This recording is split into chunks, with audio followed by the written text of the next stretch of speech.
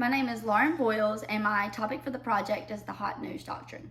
This is a relatively recent phenomenon, and hot news revolves around written or televised news events.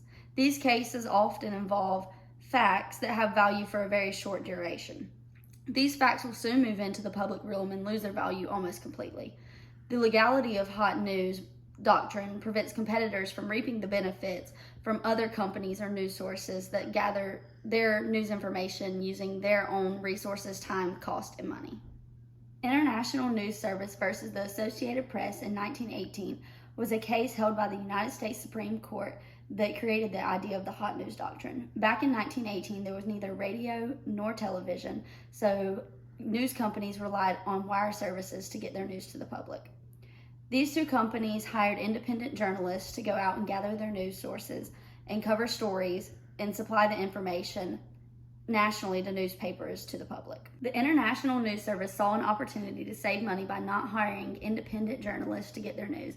Instead, they decided to start publishing their own news source and news information with information that they gathered from the Associated Press. The Associated Press found this out and decided to take it to court. The Associated Press sued the International News Service for using their information.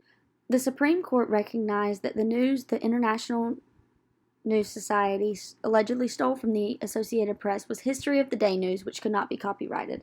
However, the court found that because of cost, labor, skill, and money the Associated Press journalists put into their news reports, particularly time-sensitive news, also known as hot news, the Associated Press maintained quasi-property rights in their reports. To safeguard those quasi-property rights, the Supreme Court created the hot news doctrine that can be applied to cases involving cost, labor, time, money, and skill to reported time-sensitive news.